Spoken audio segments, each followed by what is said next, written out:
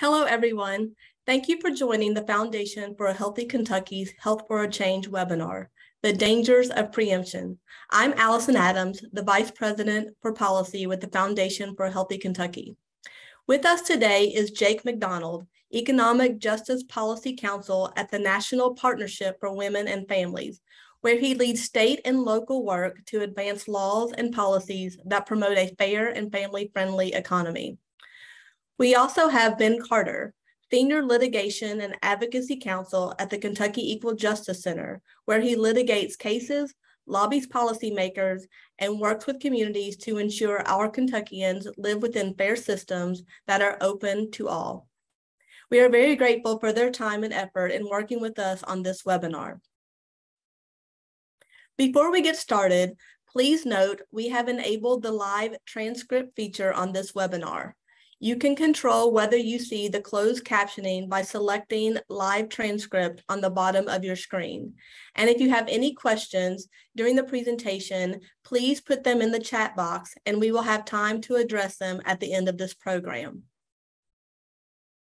First, a little bit about us, the Foundation for a Healthy Kentucky. We are a nonpartisan, nonprofit organization focused on healthcare access, tobacco use reduction, obesity and diabetes mitigation and prevention, and child health, specifically preventing and mitigating adverse childhood experiences. Much of what we do is in the policy realm, whether on the state level, local level, or even school and organization level. We are here today to talk about preemption, which is something that can impact many different areas of public health. It can be a big barrier to positive change that would benefit many people. My hope is that when this presentation is over, everyone will not only have a better grasp on the concept and its consequences, but also the steps we can take to address preemption when it is an issue. So with that, I'm going to turn things over to Jake and Ben. Again, thanks Jake and Ben for joining us today. Well, thank you, Allison, and thank you everyone for your time today. We really appreciate it. Ben and I are going to be switching off now and then during this presentation. I'm going to be focusing a bit more on kind of the national outlook for preemption, and Ben will be zooming in on how that affects Kentucky specifically. So our next slide, which is a bit of a doozy. So I know it's dense, but please try to bear with me for a few slides as we just try to get down the definition of what preemption is and try to understand it conceptually. And that way the rest of the presentation is going to make a lot more sense to you. So preemption is when a higher level of government, like a state legislature, passes a law or promulgates a regulation that prevents a lower level government, like a city council, from regulating on a certain issue.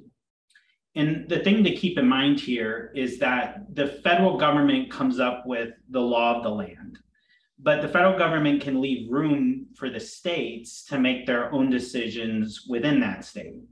And then states, likewise, can either make decisions for the local governments, like cities and counties, or the state can decide to leave room for those cities and county governments to make decisions for themselves. So an analogy that might be helpful is you can think of the owner of a store as the federal government, and a manager of that store as the state government, and an employee in that store as the local government. So in that analogy, the owner decides how much leeway to give the manager and also the employee. And the manager also decides how much leeway to give the employee. And so when you're an employee at the store, you can make decisions as long as your manager has allowed you to make those decisions, or at least the manager hasn't given you some rule preventing you from making a decision about something that you're doing. If this seems a little vague, please let me go to the next slide and we'll look at a few different examples. So preemption comes in three different types. The first is floor preemption. So this is where lower level rules, at the city or county level, even the state level, have to at least meet the higher level standard that's set by the higher level government. So an example here is the minimum wage. So our federal government has set a minimum wage of $7.25. So states cannot have a lower minimum wage than that. It's a floor. That means that states can't tell businesses it's okay to pay everybody $1 an hour. But since it's only a floor, it leaves room for states to have a higher minimum wage than the federal government does. So that's why, even though there's this federal minimum wage, there are states like Washington and Massachusetts who have a $15 minimum wage. The second type of preemption is ceiling preemption. So this is essentially the opposite of floor. So here, lower level rules must not exceed the higher level standard. So an example here is that the federal government has set warning labels on boxes of cigarettes, and that's a ceiling. So states are preempted from adding any additional warning labels to cigarette boxes because the federal government has preempted it. They've set a ceiling. Lastly, the third type of preemption is called vacuum preemption. And this is where the higher level standard, there is no higher level standard. So the higher level government has not decided to regulate an issue, but it has also told the lower level government that they can't regulate it either. So an example from Kentucky is that the state doesn't have any requirement that businesses have to provide paid sick leave to their employees. But at the same time that they're saying cities and counties, you can't regulate this issue of paid sick leave, the state also isn't regulating paid sick leave. So they don't have their own rule on the matter. So again, that's vacuum preemption. They haven't set a floor or a ceiling. In fact, the state hasn't set any standard at all, but they're still making sure that cities and counties are preempted from having their own standard. So preemption is a huge threat. It's why we're taking the time to talk to you about it today. And we think it's really important for you to understand because it has a really significant effect on our daily lives. And more abstractly, it also gets at some core principles of what makes a representative democracy. So, for example, preemption affects how much local control we have over health and safety and our schools and our workplaces and many other aspects of our daily lives. And this is also not a fly-by-night trend. This really is something that's becoming more and more common, particularly since 2010. And it shows no signs of stopping. It really shows signs of accelerating. So although preemption is probably an unfamiliar term to you, it really is an important one. And at its core, it's about power and who has it. So one last note on the next slide is that the abuse of preemption didn't come out of nowhere. It is very much entwined with our racist history. So originally, preemption was spearheaded by majority white legislatures blocking or overturning local legislation that would disproportionately benefit people of color in urban areas.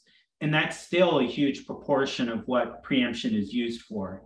To this day, preemption is more common in the South with its long history of state interference with people of color voting and holding office and making political decisions. So it's important to view preemption laws through the lens of racial effects, since so many abuses of preemption have a disproportionate racial impact. I'll hand it over to Ben now to talk a bit about Kentucky. Thanks, Jake. And speaking of thanks, I want to right off the bat say thanks to our health law fellow who just left KEJC, Shannon Rempe, who had a big role in creating this presentation and putting this all together. So we already missed Shannon, but I definitely want to thank her for this. Count yourselves lucky because we are not going to go through the differences in preemption across different states and the Dillon rule versus home rule and all of that stuff today. We're just going to focus on Kentucky in this presentation. And for your purposes, you need to know that Kentucky has home rule. The state constitution gives us, gives the legislature the power to delegate power to the local authorities, local city councils and county fiscal courts. And so Kentucky has done that, and we are what's called a home rule state. So in those areas where the legislature has not acted, it creates a kind of authority to act in the absence of the legislature's own action. We can go to the next slide where I just defined what is home rule. Sorry about that. Yeah, so we're still limited by our local constitution or our state charter, and then state laws, which is what we're going to be talking about here today. All of the different ways that our state legislature has limited the scope of what cities like Louisville, cities like Lexington, and other counties can do to govern their geographies. Jake, do you want to say more on home rule? No, I think that covers it. Thanks, Ben. I'll just continue with the next slide. So we have in Louisville, where I am, home rule, and then yeah, basically there are two home rule cities, Lexington and Louisville are home rule cities in Kentucky. So you'll see in some of these decisions that we'll be talking about, whether it's smoking bans or minimum wage ordinances and things like that, that's where this comes up most often is in those city versus rest of the state kinds of questions where the city wants to act and the state says no. We can go to the next slide. So we wanted to give you kind of an idea of what issues the abuse of preemption is being used on. So kind of looking nationwide, so across the country, there's a few kind of big topics that we see coming up. One is around workers' rights. So we'll see cities try to raise the minimum wage or have a higher prevailing wage. That's the wage they use to pay out on government contracts. We'll see cities and counties try to require businesses to have paid sick leave for the workers, requirements around scheduling so workers know ahead of time when they're going to be having to come in, setting up courts to adjudicate wage theft when employers are supposed to pay their employees and they don't. So cities and counties are trying to bring those types of laws to help protect workers, and states are coming in and preempting them. So the state is passing a law that says, no, cities and counties aren't allowed to regulate workers' rights in those areas. The same is true for health and safety. So cities have tried to pass soda taxes, smoking bans, gun safety rules, requiring restaurants to label food with nutrition information, limiting the sales of vaping and vaping materials, requiring masks to be worn in certain areas at certain times. And again, states have stepped in and they've passed laws saying, no, cities and counties, we don't want you to be able to come up with these rules. This is also true even when we're talking about laws that just affect the land area that those cities and counties make up. So this includes environmental protections. So cities may want to ban fracking within their limits. They may want to ban plastic bags. They may want to ban factory farming. And states have come in and said, no, even though that's your land, city or county, we don't think you should have the authority to regulate the uses of it. And that land use part also applies to housing. So rent control, property taxes, zoning, all things we traditionally think of as within the authority of a city or county to regulate. States are saying, no, we don't like what you're doing there, so we're not going to allow you to do or regulate that area. And lastly, especially in the last few years, we've seen a lot of preemption around civil rights. So this includes LGBTQ plus protections, cities who have decided they're a sanctuary city and have tried to pass regulations relating to that, rights around protesters, whether a city wants to take down Confederate monuments. All those types of things are being preempted by state governments. I'll hand it over to Ben to talk about what that's like in Kentucky. Well, Kentucky has not been exempt from the preemption frenzy that's been going on. As you can see here, there are a few different areas, and we'll talk in more specificity on each one of these, what the legislature has been up to in preempting local efforts around gun laws, famously the minimum wage ordinances that Louisville and Lexington passed about 6 years ago now, were ruled to be preempted. Rent control and other housing regulations are preempted. A number of different workers' rights and initiatives that would give workers more rights here locally have been preempted, as well as some green energy efforts. So let's go to the next slide, and I'll just show you real quickly. Here in the area of workers' rights, we have a situation from the Economic Policy Institute. You can zoom in the next slide and see that Kentucky is among those states that has preempted minimum wage, prevailing wage, paid leave, and gig economy kinds of efforts to limit the ability of local lawmakers to regulate those things. And then in the next slide, we have rent control. So KRS 65.875 passed in 1992. In that second line says, only the General Assembly shall enact legislation which would control rents on private property, period dot. And with that, the Kentucky state legislature has preempted the ability of Louisville and Lexington lawmakers, policymakers, to deal with rising rents in our urban areas. I think we're headed for the second year of double-digit increases in rent here in Louisville. There was a story recently that a huge institutional investor purchased 2,900 single-family homes last year in Louisville, and we know that equity-backed investors are buying more of these properties. And one of the reasons why that happens is because Frankfurt has limited the ability of local lawmakers to limit the amount of profit that those institutions can extract from our communities and our people. And so, so when you see stories like 2,900 houses purchased by a single investor, that doesn't happen in a vacuum. It happens within the context of Frankfurt lawmakers limiting local officials' ability to make sure that everybody who is living in Louisville has safe and affordable housing. When you understand, when you wonder why we can't have rent control in Kentucky, this is the answer, right? This statute. Let's go to the next slide. Same way that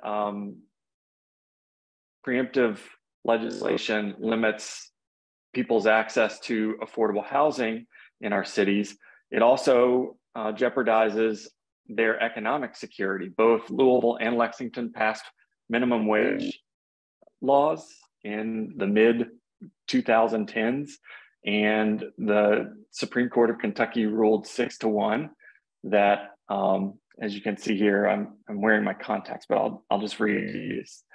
The Kentucky Supreme Court said the ordinance at issue here requires businesses to pay workers a higher wage than the statutory minimum.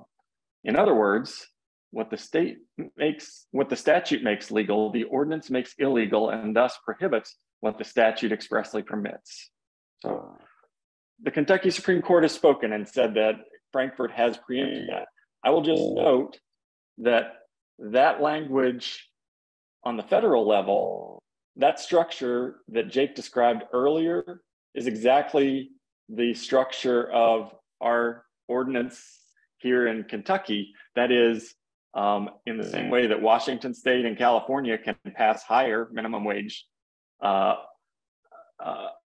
laws in their states, because the courts have ruled that 725 is a floor and has not occupied the field. The Kentucky Supreme Court ruled opposite, right? And said that the state's regulation of minimum wage was intended to occupy the field, and therefore our minimum wage ordinances that would require a higher minimum wage are preempted. Okay, so we're going to be talking about fighting preemption later, and I would just flag for you that contradiction that exists in today's jurisprudence. All right, let's go to the next slide. I talked to Nathan about that. A very arcane issue passed the legislature in 2021 that limits local government's ability to regulate the source of energy that utilities provide to customers. And this issue arose because some communities out west were not allowing we're passing local ordinances saying we're not going to connect new buildings to natural gas sources of energy. You can't get a permit to run natural gas to a new building. We're running all electric, and we're not going to produce. We're not going to let you have a natural gas stove because it pollutes the air. It's awful. Everybody should be switching to electric or induction anyway. I have a gas stove in my house. Full disclosure, but this is a decided issue in Kentucky now, because in 2021, Representative Gooch sponsored this bill, which was pushed by ALEC, a pro-business lobbying arm of corporate America, to limit local government's abilities to say what kinds of sources of energy they were going to allow local utilities to supply. Again, a very look, if you're here, I'm assuming you're a nerd, right? You saw a webinar on preemption and you're like, give me some of that. I need to know more about preemption, and I can weather what might be an otherwise snooze fest, right? Because this is how they get you, right? This is an environmental law issue. It's an issue, like Jake said, of state versus local control over sources of energy and what kind of energy economy we're going to move to in the future. And this passed with almost no discussion or fight, because preemption, well, for a lot of reasons, but one reason is because preemption is, or can be, a snooze fest. I mean, we're doing preemption work in another webinar that I'm working on right now. And one of the primary documents on messaging around preemption leads with, when talking about preemption, don't talk about preemption. You have to talk about the effects that it has on people's lives. So that's how I know you all are nerds. That's how I know you get it. We've got to pay attention to these things, even though in order to message on them, we cannot even talk about preemption because it's just too nerdy, too arcane. People snooze fest. And so we need to talk about green economy, fair wages, access to local foods, or access to affordable housing. You lead with the issues that it affects, and then you have to back people into preemption. It's very suboptimal, to use a legal term. All right, let's keep going. I'm rambling at this point. I promised Jake I would speed through some of these slides that have all these screenshots. And so that's what we're going to do. I'll flag for you here. This is, this is the actual language of that ordinance that I was just, or that law that I was just complaining about. And then the next one is preemption or potential preemption of local government's ability to regulate landlord-tenant relations. And really hang on to the language on this one for a few slides and we'll come back to it. But it says, essentially, cities, counties, and urban county governments that enact the Uniform Residential Landlord-Tenant Act, cities and counties can't do that. But if they're adopted, these provisions shall be adopted in its entirety, no picking and choosing, and without amendment. No other ordinance shall be enacted by a city, county, or urban county government which relates to the subjects embraced in KRS 383.505 to .705. Let's take a look at those subjects. So that's the next slide. There's some of the subjects. So principles of law and equity, unconscionability, prohibited provisions, security deposits. Let's take a look, that's covered. So we can't regulate on security deposits in some way here in Louisville. And then the next slide is even more stuff that we cannot regulate other than by passing URLTA. Those are all off limits, okay? Not everything is necessarily off limits, and so that's what we're gonna talk about now. Let's go to the next slide and talk about the hidden effects of preemption on progress. I see these things as, there's a big bullet point that's missing from this, and that is obviously what Jake has been talking about. Preemption makes our people less healthy, less economically secure, less in control of the material conditions of their existence, right? So that's the main effect that we're talking about here. I want to talk as people who care about policy and people who care about making change in our community of some of the other challenges that preemption creates. The first one is uncertainty, right? Before a local government can ever regulate something on landlord-tenant relations, if they have passed URLTA, the first question they have to do is this regulation somehow touching on one of the other things that we just looked at, right? So there's some uncertainty around that. And then depending on what the regulation is, you're gonna face landlord arguments in court that it's a full and utter preemption, right? It doesn't just limit your local government's ability to regulate those things within URLTA, but in fact, what that language means is the only thing you're allowed to do is pass URLTA, and that's it. That creates a disincentive for local policymakers to even turn their attention to this when there's uncertainty. You've got to talk to lawyers about whether or not this thing is allowed. Nobody wants to talk to lawyers. And then the uncertainty of a potential court battle, even after you've done your best to craft legislation that you think isn't preempted by state law. The other thing that's really dangerous, let's go to the next slide. So that's the uncertainty problem. And those emojis look better on my presentation, unfortunately. But the next problem is hegemony, right? Hegemony is sort of the unseen power structures that everybody just takes for granted. And the reason why we're looking at a goldfish here is hegemony to us feels a lot like the wetness of the water that the goldfish swims in, right? And preemption creates those unspoken, unseen laws and structures that we don't even know exist in the world, right? Because it's the minimum wage is $7.25. That's what it is, right? And local governments have no control over what rent is in their city. That's just the hegemony. We don't know why.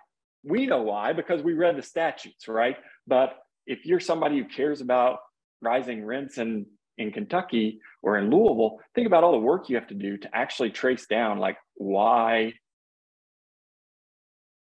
things are the way they are and what we need to do to fix them. And the what we need to do to fix them is the third sort of hidden problem with preemption or hidden challenge that we face as people who would like to limit the effects of preemption.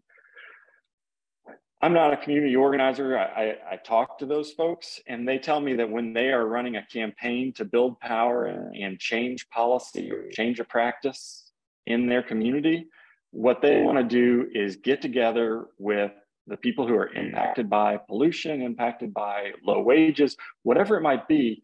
And they have got, their job is to create a campaign that delivers meaningful wins to folks all along the way of the campaign, right? It is impossible to keep people engaged with a movement without delivering wins all along the way. And it's just like a set of stairs, right? You're walking up the stairs with folks, you got some media coverage, you got a lawyer to show up at a renter meeting, you did a protest outside of the landlord's office, you are doing a court watching campaign, right? So that you're raising awareness about eviction practices or whatever it might be. Those are wins that you're delivering along the way towards, you know, bigger reforms, right? The problem with preemption, one of the big problems is, let's go to the next slide. It just creates a brick wall so that what you're asking people to do is not take step after step after step with you in delivering wins and growing the movement, growing the campaign. In order to even get started on rent control in Louisville, we have to go to Frankfurt and get that statute undone. Then we have to come back here and fight with our council members about whether to impose rent control, right? But the fight with the council members is something that people in Louisville might be able to win, right? But we cannot get over the brick wall. So the movement just doesn't even get started. We're asking people to jump over a brick wall, and people don't jump over brick walls, they run straight into them and then they go home, right? And so from a structural standpoint, this is the whole point of preemption, is to make it very, very difficult to get people engaged and keep people engaged in the policy making that would make a difference in their material conditions. All right, I did not mean to talk for that long, I'm sorry. You're doing great, Ben. That was really helpful. All right. In the brick walls that Ben is talking about, I mean, they existed, 15, 20, 30 years ago, but they weren't being weaponized in the way they are now or on the scale that they are now. So we're in about the 12th year of really heavy use of preemption.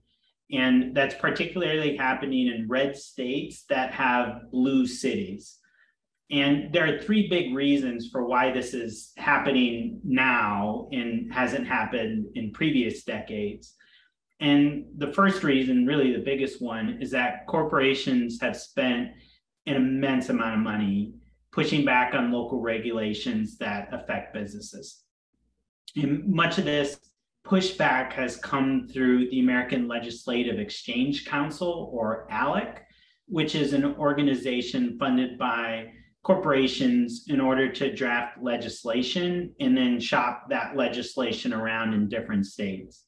So many, if not most, of the preemption bills that I've seen were authored by ALEC, and you'll see the same language kind of pop up in each state that tries to take one of those ALEC bills and make it into a law. The second reason is just this growing political divide we've seen between urban and rural areas who just have very different needs and ideas and political situations and interest groups that they're listening to. And third, and I'm not sure this is the best term, but I'm not sure of a better one, so I'll just call it the culture wars. So under this category are things like mask mandates and discrimination laws and bans on trans people in sports, bans on sex education, bans on talking about sexuality or race in schools, and other issues that turn up on the front page of the news and seem to be like jet fuel for politicians' political careers.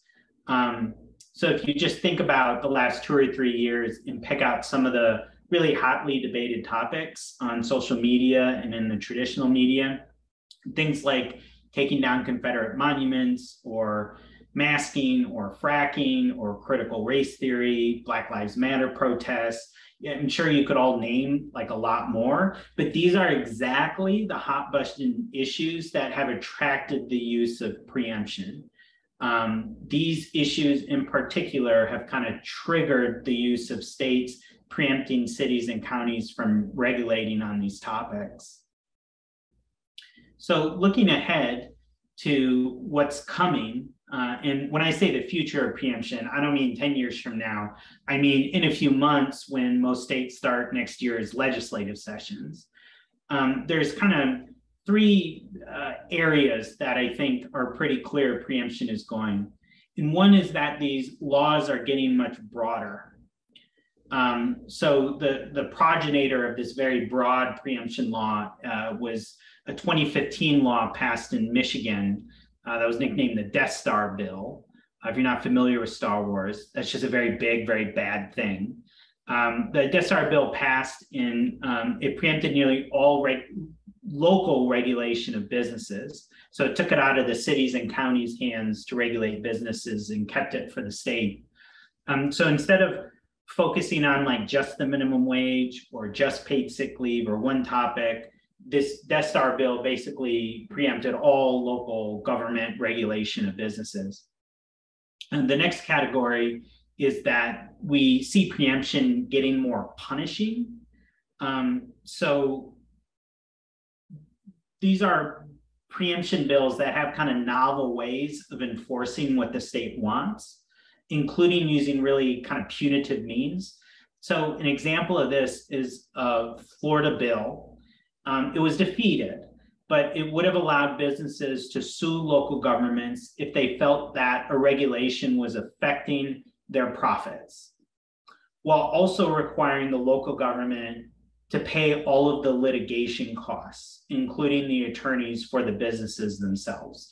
So in other words, not only was the state allowing cities or businesses to sue cities anytime they thought their profits might be affected by a regulation, but the city would then have to pay the costs of getting sued. So this is a way to threaten local governments really with bankruptcy and allow businesses to tangle up any potential regulation in really costly litigation. Now, this bill was defeated because there was a cross-issue coalition of advocates who campaigned against it, but this bill will come back, and not just in Florida. Finally, we also see specific areas that are clearly really popular among those pushing the abuse of preemption. So these are like specific issues that preemption is getting focused on. According to a report by the Local Solutions Support Center, which is a really great organization that is kind of a watchdog for the abuse of preemption, they saw over 40 bills across the country designed to take local public health powers away from local governments. Obviously spurred on by the pandemic, mass mandates, quarantine requirements, and things like that. The Local Solutions Support Center also saw over 40 bills on LGBTQ plus rights topics. So that's like laws banning discussion of LGBTQ plus topics in schools, sports bans for trans people, gender identity requirements, that type of thing. And the Sports Center also saw over 60 bills on voting rights. So these bills are largely limiting what local governments can do to register voters and then preventing them from adopting different types of elections like ranked choice voting. So I'll hand it to Ben to talk a bit more about what that pandemic-related preemption looked like in Kentucky. Yeah, thanks, Jake. So I think, again, going back to the premise that if you're on this call, you're a super nerd. So you probably followed the statewide masking requirements and non-requirements pretty carefully. And if you'll recall, we had an emergency order that required masking in all public schools that the legislature then struck down the emergency order, or ended the emergency order, into the governor's ability to declare that kind of emergency for a period longer than 30 days. And then in the special session, restored the ability of, or returned the decision-making on whether or not to require masking in schools to local, county, and school board level.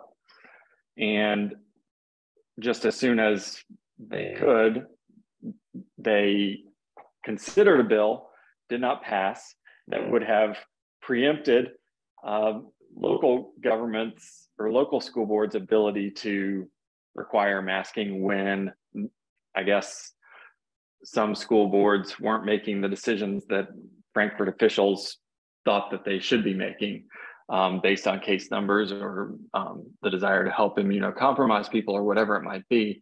And so that's a real time in recent memory example of the way that these preemption fights play out. We had statewide protections, then those statewide protections went away, and then Frankfurt considered limiting local government's ability to even impose statewide local protections, which would have been, I guess, using Jake's terms, ceiling preemption versus floor preemption.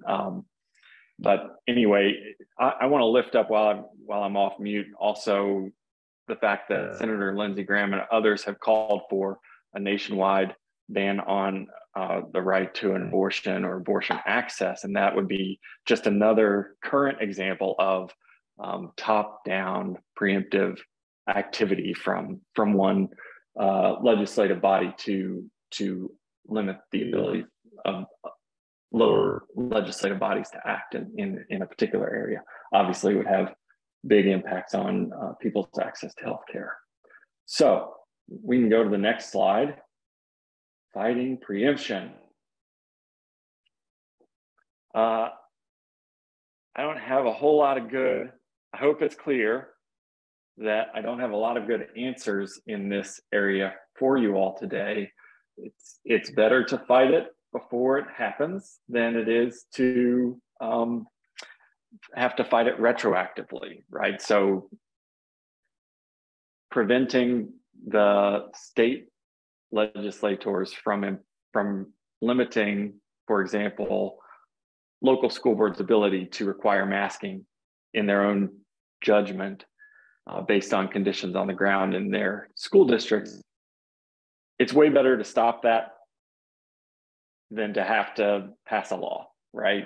But as I tried to indicate with that brick wall slide, once a preemptive law has gone into effect, it becomes very hard to build a movement to unroll that preemptive action. There's litigation, and I think the minimum wage ordinance is an example of something like that. It didn't go the way that the local governments would have liked to go. And I'll just say, as a lawyer who represents directly impacted people and sometimes represents organizations, or at least works in coalition with organizations like the Foundation for Health in Kentucky, like Kentucky Voices for Health, who work on these issues. If you are litigating something, you've already lost. Litigation definitely has a place in our, legal system and all of that stuff. But if you're in a situation where you're facing litigation around whether or not something is local action is preempted or not, you've already lost. I mean, that is just not where we want to be. But insofar as judges are human beings and are elected in Kentucky, I would say electing judges that are sensitive to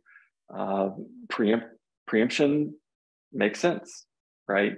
Or having an interest in those kinds of things as a citizen would be an appropriate way to bring preemption, the harmful effects of preemption, into the marketplace of ideas. And then narrowly tailored local regulations. This is sort of what we were talking about before. How can we pass laws that don't interfere with or don't relate to anything in URLTA, but that also help people or help local governments monitor landlord conduct, for example, a little bit better. So for example, we have a law here in Louisville that requires landlords to register, right? And that law does not relate to anything in URLTA.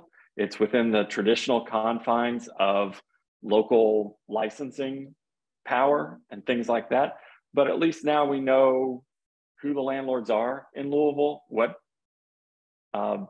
properties they're managing and things like that, and should give a little bit more oversight than before. And I'll also say the other benefit to ordinances like that, right, is for every ordinance that we can pass that regulates the landlord-tenant relationship that does not relate to URLTA, it strengthens our argument that that URLTA is not a do this and nothing else kind of statute, right? So the more we can regulate around URLTA, the more likely it is that an eventual challenge to some sort of regulation of landlord-tenant conduct might survive a preemptive challenge. That's thinking way big picture, thinking strategically in anticipation of, you know, that question of the preemptive scope of URLTA, you know, 5 or 6 years down the line. But at some point or another, a local government is going to regulate landlords in a way that a landlord wants to get a decision from the Kentucky Supreme Court. And the more we can do around the edges, the more likely it is that whoever is ultimately defending that local ordinance will be successful. And so narrowly tailored local regulations, but I would also put in that slide creative local regulations. I read a law journal article by a guy named Chris Peterson, who's a consumer law professor out in Utah one time, that suggested that cities had the power to control signage around the United States, and that one way to regulate predatory lenders within a particular municipality was to require certain signage outside of their shops. So everybody who is lending money at a rate higher than 12% needs to have a sign that says "Warning, loan shark inside," or something like that. I don't know that anybody has passed that ordinance, but thinking creatively about what powers local governments do have and what we can do with those is going to be really important as we continue to face a challenging state local environment here in Kentucky.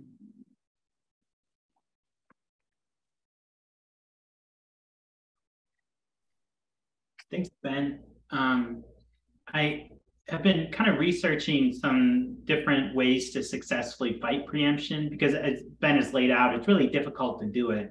But we do have some examples of advocates in states who have successfully fought back on preemption. I want to note too that I saw questions from Jacqueline and Adam in the Q&A box, and I'll be glad to follow up on those just after these next two slides, but would welcome other folks' questions as well. So if there's anything burning inside you, please feel free to put that question into the Q&A box, and we'd be glad to cover it in just a minute. So the last thing I wanted to present on is just these kind of pointers that we've picked up from advocates in other states. And I wanted to start with Tennessee, just because they're our neighbor, kind of both geographically and also in a lot of other ways. And years ago, the tobacco industry there was successful in getting local smoking bans preempted. So cities and counties couldn't ban smoking in restaurants and clubs and things like that. So the tobacco industry essentially just lobbied the state government over a course of a few years. They won this law. and then cities and counties were out of luck if they wanted to have smoke-free areas in their jurisdictions. So what advocates in Tennessee did is they really got folks together from every different sector. So musicians, wait staff, public health folks, unions, environmental groups, all of them got together and said, we want to pass a law that gets rid of this preemption and allows cities to ban smoking from restaurants or clubs. And this group, after they won, had a presentation on why they thought they were successful. And these are the main points that they brought out. And one is that they had a very diverse coalition. And right away, they organized what's called a Political Action Committee, or PAC. And this allowed them to start collecting money. And they needed money in order to resource the campaign because they felt like they needed to have events and advertisements to try to build public support and to catch the eye of legislators. So they made sure that they had the infrastructure there in order to collect and then use that money. Second, they worked really hard on messaging early on in the campaign to try to figure out what messages would be the most effective. So they figured out using the word preemption wasn't very helpful. And Ben was kind of talking about this earlier. People don't know what preemption means. So instead they focused on the health of workers, like Ben said, the effects of it, not the word preemption. So besides the health of workers, they used images of people in people who are sick because of secondhand smoke. They humanized the experience in the people who are most affected by secondhand smoke in restaurants and in other public areas. And then third, and this is in their own words, they honored the political environment.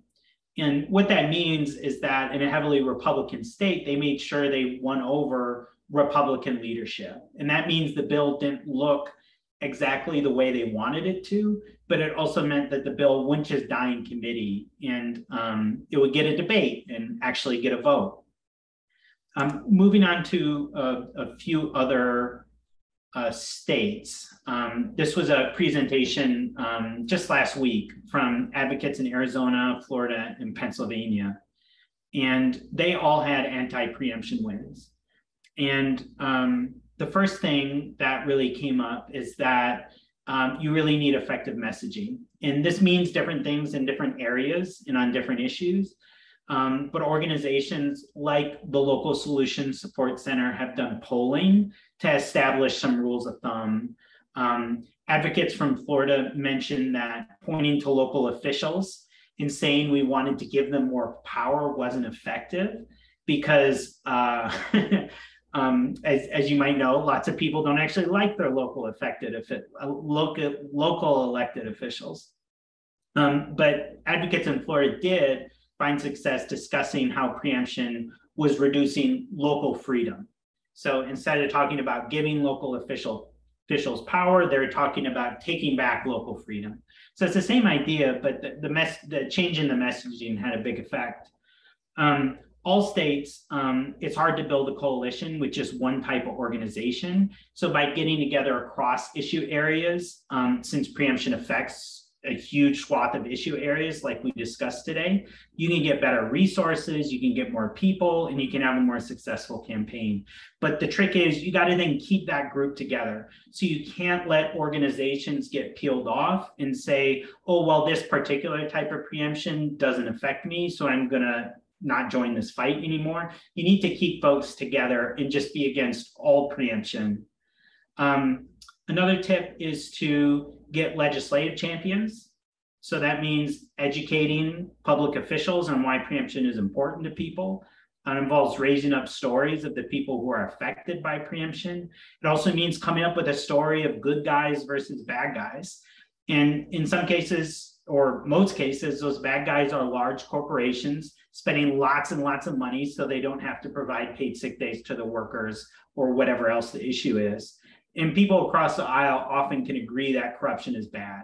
So highlighting that these abusive preemption bills are usually backed by a whole lot of money can help paint a helpful picture. And finally, it can also help to support positive legislation. So coalitions in some states are saying we want to bring legislation that will allow cities to raise the minimum wage or allow cities to require businesses to provide paid sick days. So instead of just being against this bill or being against that bill, they have their own legislation that they can kind of organize around. And brings me to Jacqueline's question. She had asked, is there any easy way to search for whether or not preemption exists for certain issues? No, there isn't an easy way just to see everything that's preempted in Kentucky. The Local Solution Support Center website has great reports, and you'll find a lot of information on what's preempted in Kentucky there. You can also go to issue-specific websites. So the Giffords Law Center will tell you what gun rights legislation or gun safety legislation is preempted in Kentucky. They cover just that issue.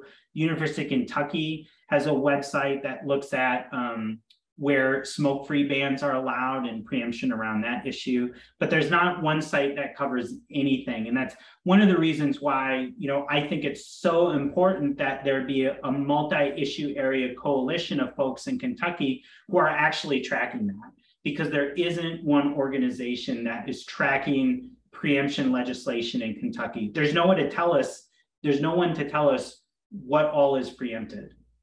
It's just individual organizations had found individual issues that they've noted. Another question was from Adam, essentially asking about, as an advocate, what are the top 3 things I can do? And for me, I think all top 3 would be helping to bring organizations together to realize no matter what issue area you're from, whether you're public health, whether you're workers' rights, whether you're gun safety, all of those are tied together by preemption. All of them are going to be affected by preemption, in that we have to work across issues to try to fight it. So anything you can do to help support that work of building that coalition across issues, I think is the most important thing. And it would be my top 3 things that you would do.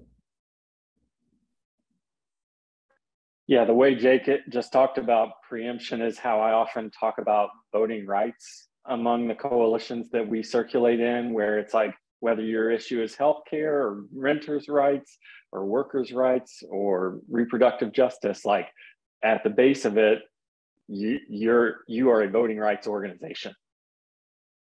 You're not, you don't get the luxury of just being an organization about a specific policy or a specific area. You have to be a voting rights organization too. And unfortunately, I'm going to now adopt that frame for preemption as well. I think Jake's call for a kind of an understanding among legislative watchers to raise the call about any preemptive legislation and have a listserv or whatever it might be would be really a very good start in this stuff, and driving a lot of email traffic and phone calls to legislators as soon as those preemptive bills get filed or proposed.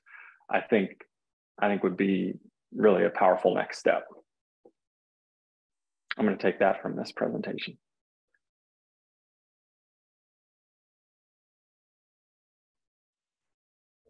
Well, thank you all again for your time and attention today. We really, really appreciate it. And both of our contact information is there. I guess just speaking for myself for a moment, please reach out with any questions or concerns. Be glad to chat about this issue or anything else. I want to commend the 24 people who are still here. I saw at a high level that we were at 30 at one point, and so to only lose about 20% of the people throughout a preemption presentation, you all are not only the good looking nerds, you're the nerdiest of nerds. So good job at that.